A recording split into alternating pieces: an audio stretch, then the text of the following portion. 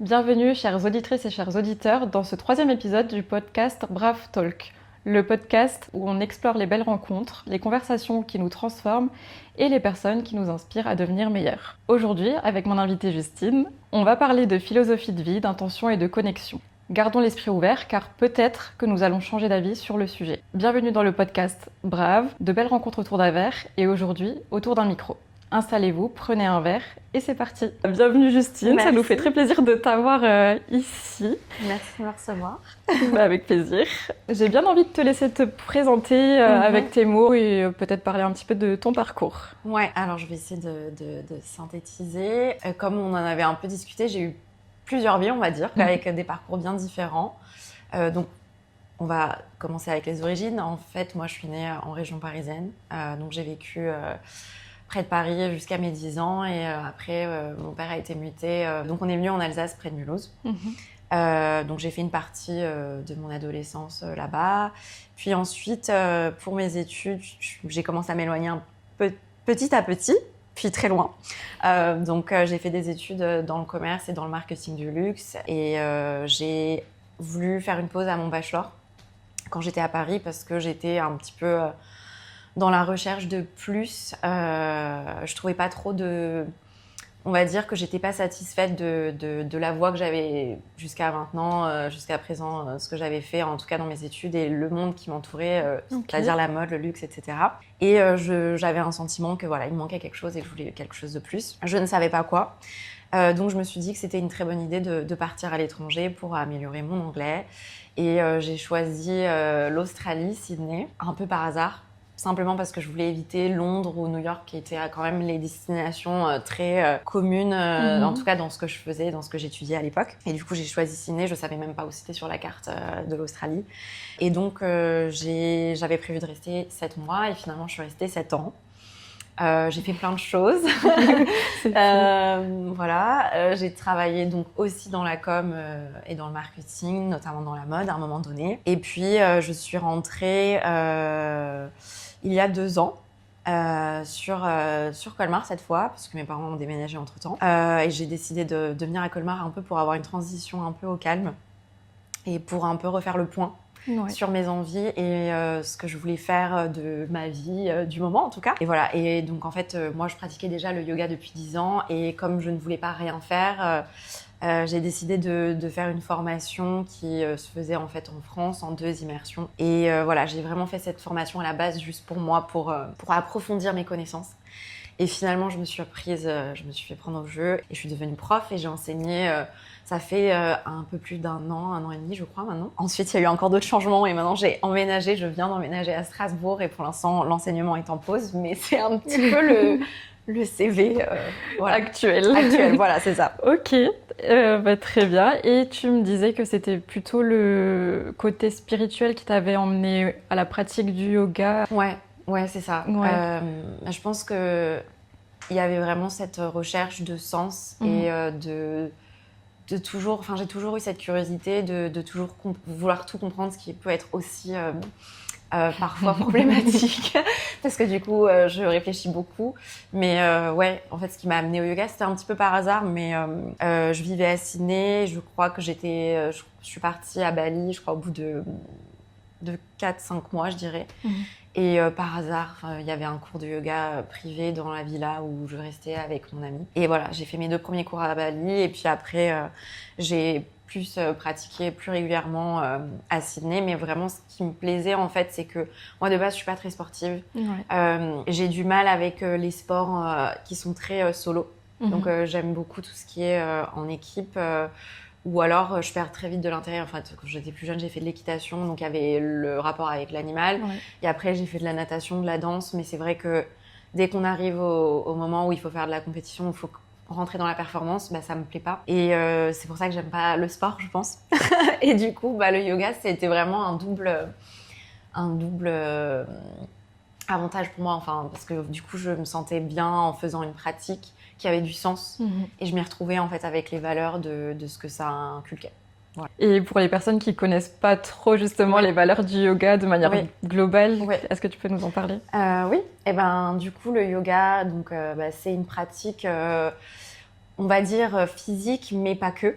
Donc voilà, on parle beaucoup des postures de yoga, des asanas, mais en fait c'est un peu un long cheminement de plein de choses avec une philosophie derrière. Et quand on parle de spiritualité, c'est vraiment cette quête de sens et de connexion à soi, se connaître et comprendre un petit peu qu'est-ce qu'on fait un peu dans cette vie sur cette planète. Et les fondations principales, c'est déjà le yoga, ça veut dire l'union du corps et de l'esprit. Donc c'est se traiter vraiment comme un ensemble et pas dissocier le corps physique du mental, du moral, de l'âme. Voilà. Donc il y a vraiment cette globalité-là et donc voilà, si on parle un peu plus vulgairement, c'est le bien-être, pas seulement physique, mais aussi on parle de santé mentale et on peut pas dissocier l'un sans l'autre. Enfin en tout cas, en général, ça ne mène pas vers quelque chose de très sain et de très serein. Et puis après, il y a pas mal de préceptes, mais il y a les yamas et les niyamas, donc c'est des principes pour soi et envers les autres. Okay. Par exemple, envers les autres, on a la non-violence, et envers soi, ça peut être la discipline.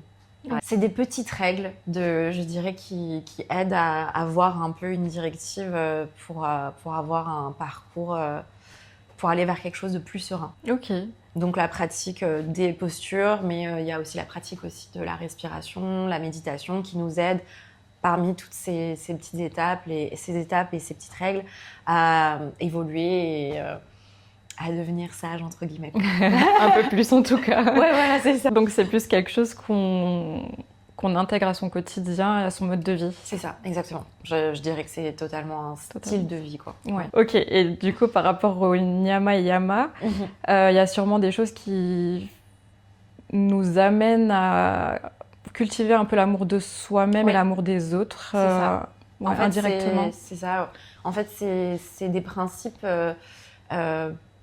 comment dire, c'est comment s'aimer, se respecter. Et quand on parle d'amour aussi, à ce côté, je parlais de discipline, mais la discipline, même si c'est pas quelque chose qui peut être plaisant sur le moment, c'est quelque chose qui nous aide à évoluer.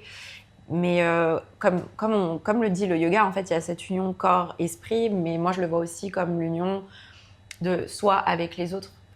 Donc, si on se respecte soi, si on s'aime soi-même, il y a aussi des manières de le faire envers les autres. C'est ça. Voilà. Donc, c'est un petit peu un guide, de manière générale, mais qui est très parlant, en tout cas, je trouve. Ouais, totalement.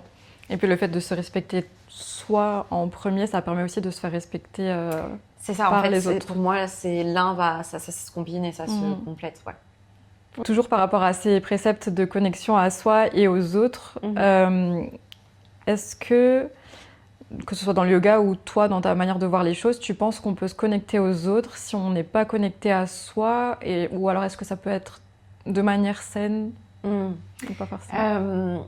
Je pense qu'on peut toujours se connecter aux gens, qu'on se connaisse bien ou pas. Il y a toujours un moyen de connecter, mais je pense en fait simplement qu'on va attirer ce qu'on est ou sur le moment en tout cas. C'est-à-dire que c'est un peu cette métaphore des aimants, quoi. En fait, si on est dans une période de vie chaotique, c'est très probable qu'on soit attiré par des gens qui ont peut-être les mêmes problématiques ou le même style de vie ou le même rythme. Donc c'est pas tant est-ce que c'est bien ou c'est pas bien, mais je pense que de manière générale, on peut toujours se connecter aux gens. Après, il y a des périodes où je crois qu'on en parlera après, mais où il y a l'isolement et la dépression, et ça c'est des périodes qui sont beaucoup plus difficiles parce qu'on est beaucoup dans l'introspection et on est dans une sorte de mal-être, et donc c'est là que c'est compliqué de tisser des vrais liens. Mais du coup, moi ce que je pense et ce que j'ai expérimenté, c'est que mieux on se connaît, en tout cas, mieux on sait ce qu'on veut et ce qu'on ne veut plus. Et du coup, on va naturellement, et on est attiré naturellement par les personnes qui rentrent dans cette vision qu'on a de notre futur soi et de la vie qu'on imagine, quoi. Excellent. Mais du coup, t'as un petit peu... t'en as parlé. Oui. Brave, forcément, ces belles rencontres autour d'un verre. Nous, on parle de rencontres entre inconnus, de briser un peu les cycles de la solitude, etc. Et est-ce que tu penses que la solitude, ça peut être un tremplin vers la connaissance de soi peut-être? Est-ce que ça permet de faire une introspection, que ce soit de par le mal-être ou juste parce qu'on est plus amené à être avec soi-même? En fait, je pense que j'ai l'impression, en tout cas aujourd'hui, que la solitude, c'est un peu connoté de manière négative. Mais en soi, je pense que c'est nécessaire d'avoir en tout cas des moments de solitude. Et solitude, c'est pas forcément se sentir seul, parce qu'on peut aimer la solitude sans avoir ce sentiment d'être seul et invisible. En fait, je pense que comme le fait d'être en société et entouré d'une communauté, je pense que c'est deux éléments de la vie qui font qu'on apprend à se connaître, en fait. On apprend à se connaître quand on est avec les autres parce qu'il y a des situations, des opportunités, des réactions qui font qu'on va se remettre en question ou pas, ou qu'on va être peut-être jugé, etc., qui vont nous amener à une certaine réflexion. Et je pense que la solitude, le moment d'isolement, enfin en tout cas de retrait, je dirais, je pense qu'il est très important aussi pour sa propre réflexion, en fait, pour se créer son propre opinion. Et être dans le retrait, c'est pas forcément s'asseoir et rien faire et de regarder dans le vide. Ça peut être aussi avoir ses moments pour soi. Ça peut être tout en s'occupant, en faisant quelque chose qui soit productif ou non. C'est-à-dire lire un livre ou faire, faire des recherches sur tel ou tel sujet, écouter de la musique, enfin des choses qui font qu'on va se mettre un peu dans notre bulle et se reconnecter à nous sans avoir aucune distraction, en tout cas, ou influence du monde extérieur, on va dire. Donc du reste du monde, que ce soit la société ou les gens. Et on choisit un peu son influence du moment, quoi. Donc j'ai l'impression que, pour moi, c'est aussi important que la vie en communauté. Et c'est vrai que peut-être qu'on ne nous l'apprend pas assez ou on ne le montre pas assez, en tout cas dans la société ou à l'école quand on grandit, que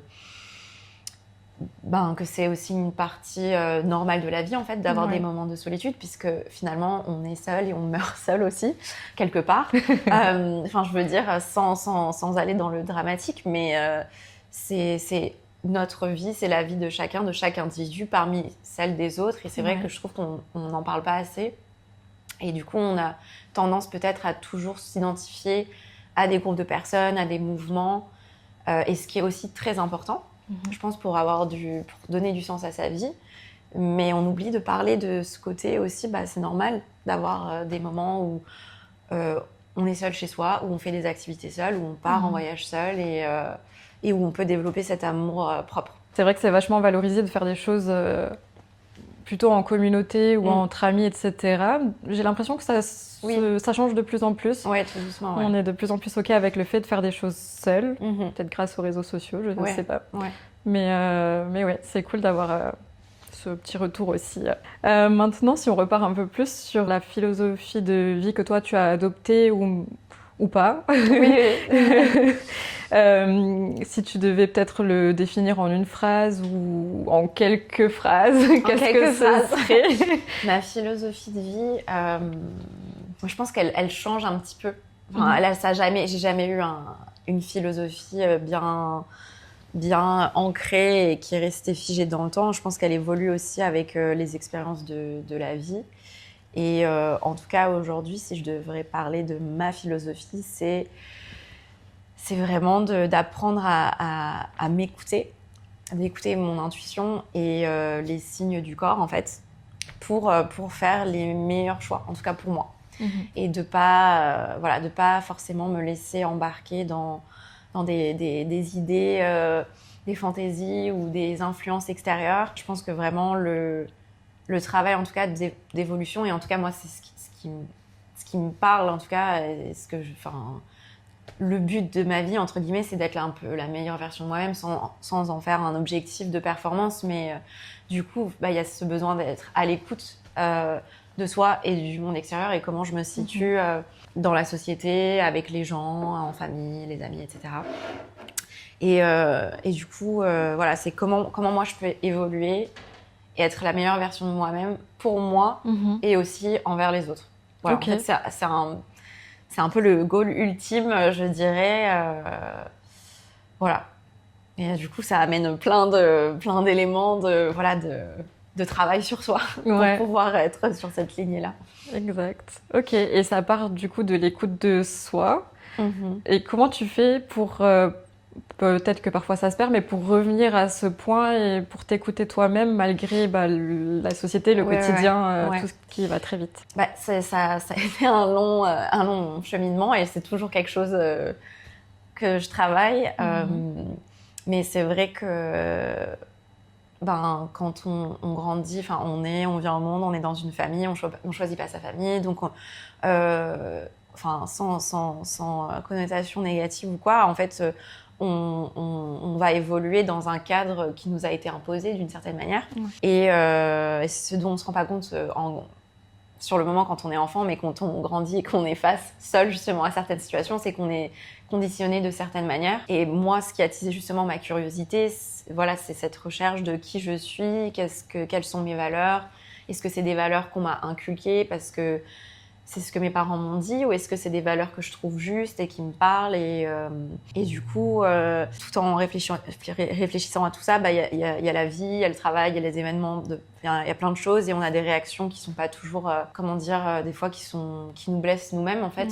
Et si je dois parler de choses concrètes, moi, ce que j'ai vraiment expérimenté quand j'étais plus jeune, c'était la colère. Et c'est toujours le petit bémol que je travaille, mais c'est beaucoup moins intense, heureusement, avec le temps. Mais je me sentais très incomprise et pas validée et en colère un petit peu contre tout le monde et un peu le monde entier. Et du coup, en fait, la seule sensation que j'avais, c'était vraiment cette sorte de rage et d'intensité dans mon corps et dans ma tête. Enfin, voilà. Et j'entendais rien d'autre, en fait, que ça. Et à force, d'évoluer, j'avais déjà entendu parler, il y a très longtemps, quand j'étais jeune, de méditation, etc. Mais moi, ça me parlait pas du tout. Ça m'avait pas percuté. Et c'est en faisant un peu plus de recherche et aussi de travail sur moi, en faisant de la thérapie notamment, que j'ai commencé à apprendre à me connaître. Qu'est-ce qui était pour moi, pourquoi cette colère, et aussi comprendre qu'en fait cette colère, finalement, c'était aussi moi qu'elle heurtait le plus.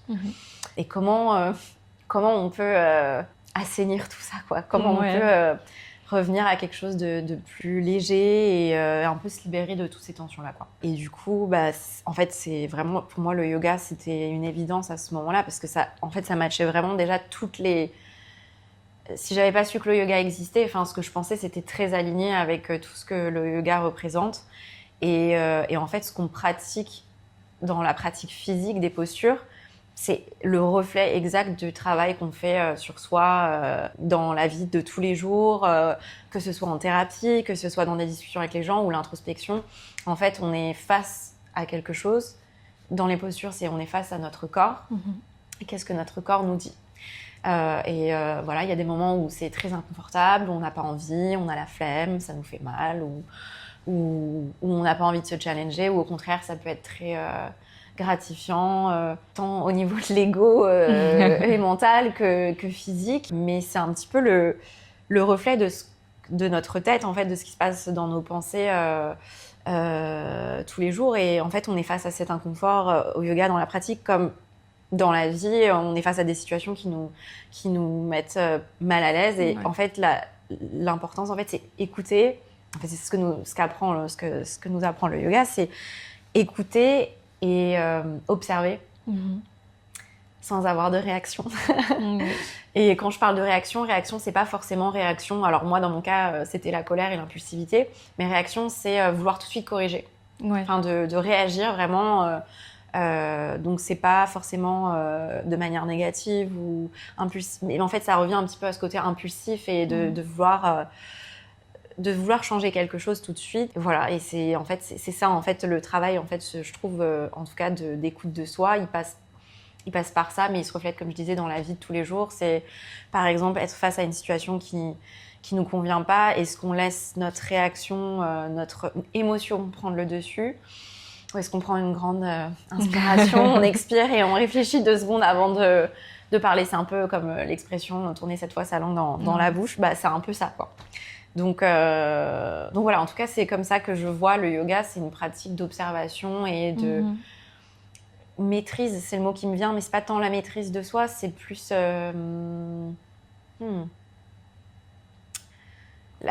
rester connecté à l'essentiel sans laisser l'impulsivité des émotions prendre le dessus et décider pour nous. Puisque finalement, en fait, ça nous amène de la souffrance. Ça amène de la souffrance aux autres, mais aussi à nous en premier. Ouais. Ça pousse un petit peu à aller dans l'inconfort au final, que ce soit dans les positions ou dans le quotidien. Ouais, c'est pour ça que je parlais de, en fait, la pratique physique, c'est vraiment représentatif de la vie, parce qu'en fait, quand on pratique le yoga, en soi, le yoga, c'est, comme je disais, c'est vraiment, il n'y a pas de posture idéale ou d'objectif en soi.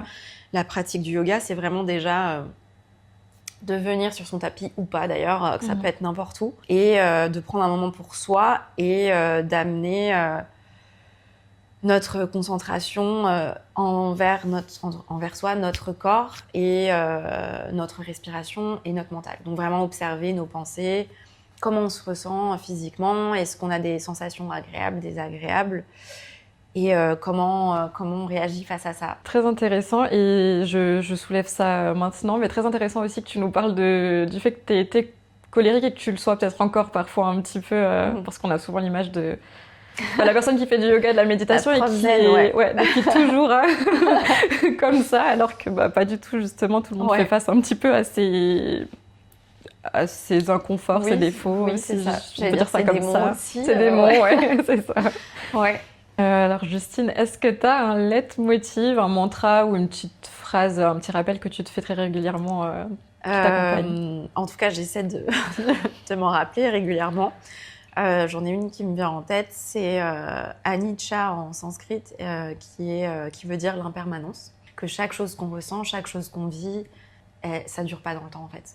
C'est pas permanent. Et ça paraît très simple comme ça, mais c'est vrai que quand on est dans des émotions fortes, d'ailleurs, ça peut être dans le négatif, dans la tristesse, la colère, la dépression, autant que dans l'excitation et la joie.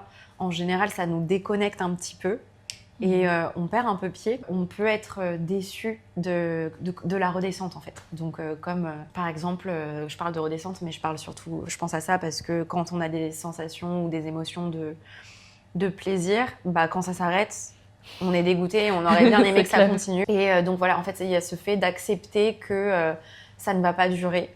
Et comme aussi dans la souffrance, de garder en tête que, en fait, même si on voit pas la lumière au bout du tunnel, elle est quand même là, même si on la voit vraiment pas. Et ça, c'est vraiment quelque chose qui, pour moi, quand j'étais vraiment dans des périodes de vie un peu vraiment difficiles, je voyais pas la lumière. Vraiment, je me disais que c'était radical, que j'avais un problème. Enfin, vraiment, j'englobais tout dans une fin. Voilà, c'est comme ça et ça n'ira jamais mieux et ça changera pas. Alors qu'en fait, tout évolue. Et bon, après, voilà, il faut passer peut-être par l'expérimenter, en tout cas au moins une fois, de voir qu'il y a la lumière au bout du tunnel. Il y a une fin. pour se dire, ok, maintenant j'ai compris et ça va se répéter dans ce sens-là. Ça permet aussi de rester dans l'instant et de profiter pleinement parce qu'on sait qu'il ne va pas durer éternellement quand ça se passe bien, en tout cas. Et quand ça se passe mal, c'est peut-être plus compliqué de se rappeler. Dans les moments difficiles, c'est vrai que c'est très challengeant aussi. Mais c'est de se rappeler qu'en fait, on n'est pas notre état. Ouais. Et souvent, enfin, en tout cas, moi, quand j'ai ma période de dépression, dans ma tête, j'étais dépressive. Et voilà, je suis dépressive. Ton identité. Et c'est mon identité, alors qu'en fait, c'est un état. Et notre état ne résume pas qui on est. Et surtout qu'en plus, on a plein de facettes tout au long d'une vie. Après, voilà, c'est très compliqué dans certaines situations, selon l'entourage qu'on a et les pratiques qu'on a, les problématiques qu'on a. Tout évolue, tout bouge. Ouais. Donc, quelque part, tout est possible, même si ça fait un peu cliché de dire ça comme ça. Toi, concrètement, tout ce que tu as pu mettre en place de par tes expériences, cette philosophie, tes valeurs, etc., est-ce que concrètement, ça t'a permis de changer ou d'améliorer certaines situations ou relations, peut-être ? Oui, enfin, tout ce que j'ai vécu dans ma vie, que ce soit le travail que je fais sur moi, le travail perso, ou l'expérience avec les gens, mon travail, etc. Enfin, de manière générale, ça m'a forcément fait évoluer et ça m'a fait avancer. Et je suis plus celle que j'étais hier. Et des fois, je pense à moi-même il y a 6 mois ou il y a 5 ans, selon les situations, et je me dis, j'aurais pas réagi comme ça. C'est vrai. Donc, c'est assez gratifiant aussi. Et ça, c'est plus dur de se le rappeler dans les moments où ça va pas, d'ailleurs. Ouais. Parce que souvent, on se dit, c'est cool, là, j'ai bien réagi. Mais quand ça va pas, des fois, j'ai tendance à me juger, un peu à me flageller. Alors que des fois, on me dit, mais en fait, Justine, dans cette situation-là, avant, ça aurait été le pire. Okay. Donc, en fait, félicite-toi que, en fait, c'est pas si mal, quoi. C'est pas parce que t'as pas réagi de la manière parfaite, espérée, que c'était pas bien, ouais. Oui, et puis après, on reste quand même humain dans le sens où on peut pas être dans la sagesse ultime, voilà, à 30 ans.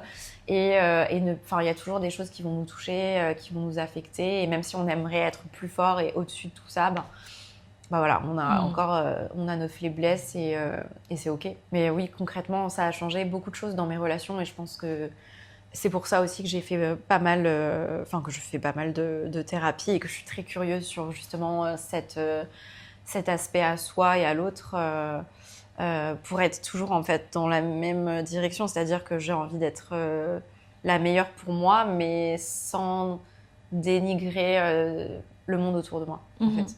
Et donc, ça devient de plus en plus fluide et peut-être que je suis plus sélective aussi dans les relations que j'ai aux autres. Et ce qui n'est pas forcément, comme on disait au début, c'est un peu, comment dire, je me sentais un peu comme si c'était moi le problème. Parce qu'il y a des gens qui sont très sociaux dans le sens où ils ont plein d'amis, plein de groupes d'amis. Et moi, je ne suis pas du tout comme ça. En fait, moi, je suis un peu mi-introvertie, mi-extravertie. Enfin, je suis un peu le milieu. Ça dépend avec qui je suis, mais je suis plus à l'aise avec les gens en petit comité, même en one-to-one, que dans des groupes. Et donc, j'ai pas de groupe d'amis, j'ai plein d'amis. Enfin, plein d'amis. Non, pas beaucoup, mais j'en ai quelques-uns en tout cas, proches, mais qui sont un peu partout en France ou dans le monde. Et c'est vrai que mes relations, elles sont plus fondées maintenant sur l'échange et aussi la différence. Enfin, il y a des points communs, évidemment, mais c'est plus, les points communs sont sur des valeurs vraiment propres à ce qu'on disait avant, les yamas et les niyamas, même si les gens font pas du tout de yoga, mais c'est vraiment la valeur qu'ils ont envers eux-mêmes et comment ils sont envers les autres. Et pourtant, on peut être complètement de cultures différentes, etc. Mais ça, c'est fait que ça match. Et du coup, voilà, aujourd'hui, j'accepte que en fait, je suis très sélective avec qui j'ai envie de passer du temps, avec qui j'ai envie de m'investir, en fait.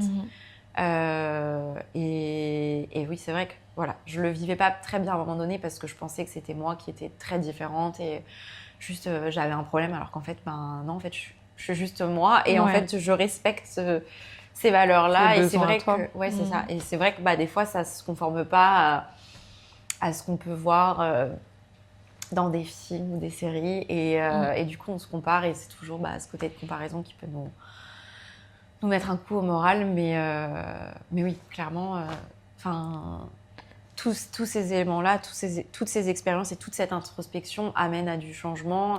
Et peu importe le changement, en général, même si on ne le voit pas tout de suite, il est positif sur le long terme. Bon, et par rapport à tout ça, j'ai bien envie aussi d'aborder le sujet de mettre de l'intention dans son quotidien, de poser des intentions, enfin voilà. Et du coup, de voir aussi ta vision. Comment est-ce que toi, tu définirais ça, l'intention, et est-ce que tu penses que le fait de vivre avec intention, ça peut changer la vie ? Oui, clairement, je pense, puisque déjà, j'ai l'impression que quand on fait les choses avec intention, on est beaucoup plus présent, puisqu'il y a cette pensée de vouloir faire quelque chose ou d'avoir envie de quelque chose. Et du coup, ça nous rend plus attentifs, finalement, sur le résultat ou sur le cheminement vers ce résultat. Et en fait, ça pose un cadre. En fait, finalement, c'est un peu ça. Je trouve que ce soit sur différents sujets, dans nos relations et dans le cadre de notre vie aussi, qu'est-ce qu'on a envie pour soi et comment on se voit dans le futur. D'ailleurs, en rebondissant, plus on se connaît, plus on arrive à clarifier et à mettre les mots sur ces intentions-là, parce qu'en fait, l'intention, si elle est trop vague, ça mène pas, peut-être pas au même, à la même réflexion et au même parcours. Et peut-être que je trouve que l'intention, c'est vraiment quelque chose de précis. Ça me fait penser un peu comment on appelle ça, à Nouvel An, quand on dépose, c'est résolution. Voilà. Alors en soi, je trouve résolution, c'est un peu plus dur parce que c'est un peu, dans le cadre de la nouvelle année, il faut arriver à tel ou tel objectif. Ouais. Mais l'intention, je trouve qu'elle peut évoluer même dans le temps. Enfin, c'est-à-dire que le jour où on la pose, on se la dit en tête, voilà, elle est d'une telle forme, et puis avec le temps, on la recalibre un petit peu. Voilà, il ne faut pas être rigide, voilà, comme je disais, avec ces résolutions-là, et se mettre des points, des bullet points dans un carnet. C'est souvent ça. Mais ouais, mais d'un côté, ça nous aide, et des fois, d'ailleurs, ça m'est déjà arrivé d'avoir écrit des sortes de résolutions et de revenir un an après et finalement d'avoir fait des choses que je pensais que je ne ferais pas et je les avais notées parce que je pensais que je ne les ferais pas, quoi. Ça me fait penser au vision board que j'avais fait l'an dernier et cette année, un petit peu, quand même avec intention mais sans chercher la performance ou les objectifs en particulier. Et à la fin de l'année, quand j'ai fait mon petit point, je me suis rendu compte que sans le vouloir réellement et sans me mettre des objectifs mois par mois, etc., j'avais plus ou moins atteint ça, sans forcément y réfléchir. Donc, je trouve ça fou. Et aussi par rapport à l'intention et au moment présent, comme tu disais, je trouve que c'est vachement compliqué. Enfin, vachement compliqué. Moi, en tout cas, j'ai tendance à me perdre quand je suis dans le tumulte de la vie quotidienne, à fond dans ce que la société attend de moi et le travail, etc. Et il faut toujours qu'il y ait un moment où limite où je suis trop fatiguée et je me dis stop, je me pose et je reste un peu seule avec moi-même au final, en retrait. Ça. Et à ce moment-là, je peux à nouveau poser mes intentions et aller vers là où je veux. Donc est-ce que toi, tu penses que la société, elle peut être un bloquant un petit peu à tout ça ? Oui, parce que en fait, c'est encore une fois, ça revient à cet amour de soi qu'on nous apprend pas vraiment. Et du coup, comme tu disais, on se perd un peu dans ce rythme de la société et ces injonctions. Donc, les choses basiques de fais tes études, trouve ton premier travail, achète-toi une maison, marie-toi, fais des enfants. Et puis, tu te poses... En fait, ça t'amène à ne pas te poser des questions, entre guillemets. Totalement. Et donc, il n'y a rien vraiment qui te pousse en tout cas dans ces injonctions-là, à te découvrir toi en tant qu'être et en tant que personne éloignée de tout ce qui t'a fait grandir. Quels sont tes vrais désirs et tes vraies envies. Et du coup, on se perd un peu dans ce rythme et dans cette frénésie. Et c'est là qu'on, du coup, tu vois, tu parles à un moment donné, tu as besoin de t'arrêter parce qu'en fait, tu es fatigué sur tous les plans, c'est physique, émotionnel et c'est un peu le burn-out finalement. Et j'ai l'impression de toute façon que de nos jours, le burn-out, c'est pas juste professionnel, c'est un burn-out de la vie, quoi, parce qu'on est toujours plus vite, toujours plus loin, avec de nouveaux objectifs, comme s'il fallait toujours être productif. Et ce qui est intéressant, c'est de trouver des instants de comment on peut faire le point avec soi-même sans attendre le moment de chute, en fait. C'est là où le yoga, c'est intéressant, c'est que le yoga, il nous apprend du coup à être plus attentionné envers son corps et ses émotions. Et au quotidien, du coup, tu es plus attentif, plus tu pratiques le yoga, la méditation, plus tu es attentif et réactif, ce que je veux dire par rapport aux sensations. Tu clignotes ton corps, tu vois, je sais pas, mais qu'il y a des moments où tu sois prise de panique, ou tu aies des anxiétés, ou t'as pas faim, ou tu vois, des problèmes digestifs et tout ça, en fait, c'est des signaux qu'il y a quelque chose ton corps te dit quelque chose, quoi. Donc après, c'est comment tu interprètes l'information, et ça, tu peux pas le savoir si on te l'apprend pas et on te l'a jamais appris et que tu te l'as pas appris toi-même, tu le sais pas au début, mais c'est là que c'est intéressant de développer cette conscience de soi.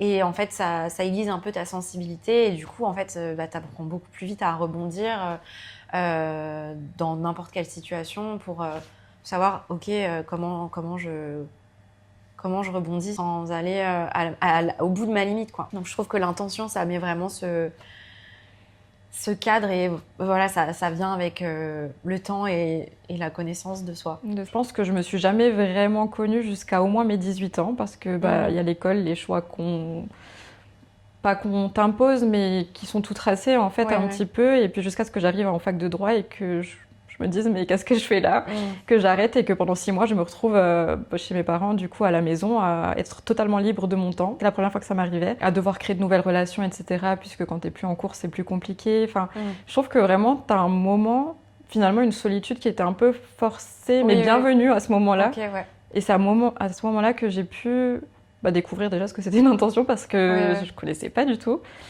Et du coup, tu l'as bien vécu, t'as pas senti de stress de te retrouver sans avoir d'idée de ce que finalement ça allait être le futur proche? Non, franchement pas du tout. Ça m'a fait vraiment du bien de me reconnecter à moi. Du coup, j'ai découvert des valeurs que je ne connaissais pas forcément. J'en ai développé et puis ça m'a menée vers des choix un peu plus atypiques peut-être. Mais plus alignés avec ce qui toi te parlait en tout cas. Ouais, c'est ça, profondément à ce moment-là. Est-ce que selon toi, il y a une manière concrète de poser une intention ou c'est vraiment propre à chacun ça? Non, je pense que c'est propre à chacun. Ça dépend vraiment de chaque personne. Chacun sa méthode, quoi. Il y a pas. Alors au début, on teste un peu tout parce que voilà, on voit les autres faire et on essaie de s'inspirer. Il faut commencer quelque part et trouver un peu chaussure à son pied. Mais je pense que en fait, tout part de la pensée, de l'esprit et de comment. C'est ça notre état d'esprit, comment on se sent avec cette pensée-là et ce que ça nous procure comme sensation, émotion. Après, qu'on l'écrive ou qu'on la relise tous les jours, qu'on la répète 30 fois devant le miroir ou qu'on la prie ou qu'on l'inclut dans ses prières, peu importe. En fait, l'important, c'est que ça nous parle et que ce soit propre à soi-même et que c'est pas quelque chose d'imposé ou en tout cas qu'on a copié et qu'on fait robotiquement. Parce que voilà, justement, c'est d'approprier ce moment-là d'intention pour soi et voilà, la méthode, je pense qu'elle a pas vraiment elle a pas d'importance tant qu'elle est fluide pour la personne, quoi. Faut que ça vienne un petit peu du cœur pour revenir à un de tes leitmotifs. Oui, c'est ça, oui. On arrive à la presque fin, mais petite question pour aider peut-être ceux qui nous écoutent, sans rien prétendre, mais qu'est-ce que tu dirais à quelqu'un qui aimerait vivre un peu plus en accord avec lui-même, mais qui sait vraiment pas par où commencer, qui a vécu toute sa vie la tête dans le guidon et juste qui vient d'avoir une petite étincelle et qui s'est dit « Attends, ça va pas ». Je sais pas, je me dis, on a tous, je pense, quelque chose qui nous fait rêver quelque part. Et souvent, on passe à côté, on se dit qu'on n'a rien, il n'y a rien qui nous fait envie. Et je peux le comprendre parce que j'ai été la première à me dire je sais plus qui je suis, je sais plus ce que je veux faire et ce que j'aime. Mais c'est bien de se lancer quelque chose, un défi peut-être, de faire quelque chose qu'on n'a pas l'habitude de faire et de sortir un peu de cette zone de confort, mais sans que ce soit, faut toujours pallier, sans aller dans l'extrême. On n'est pas obligé de partir à l'autre bout du monde pour se tester, mais peut-être juste d'aller vers des choses auxquelles on a pensé depuis longtemps et qu'on n'a pas voulu faire parce qu'on a eu certaines peurs ou des contraintes et de le faire pour soi et juste pour soi, pas pour plaire à quelqu'un, pas pour satisfaire quelqu'un, mais vraiment de le faire vraiment par désir de juste se faire plaisir. Et ça peut être très simple, hein. Ça peut être se dire je vais me faire un ciné parce que je me suis pas fait un ciné depuis un bail et que du coup je vais prendre ce moment pour moi et le faire, ou se dire je vais m'inscrire à la danse parce que ça fait longtemps que je veux de nouveau danser et je le fais pas. Je pense que c'est juste un petit peu interrompre cette routine répétitive et cette dynamique constante avec quelque chose de positif qu'on fait vraiment, mais vraiment égoïstement, que pour soi, sans objectif et sans attente particulière. Et je pense que c'est ça qui débloque en fait un peu se lâcher prise et de se dire en fait j'ai fait un truc pour moi et c'était cool. Et ça donne une impulsion un petit peu. C'est ça, et c'est cette petite étincelle, je trouve que du coup la retrouver, après elle est là, on sait qu'elle est là et on peut la réalimenter. Et je commencerai, c'est vraiment ça en fait, de faire quelque chose pour soi. Ok. Excellent, j'adore cette fin. Merci Justine. Merci.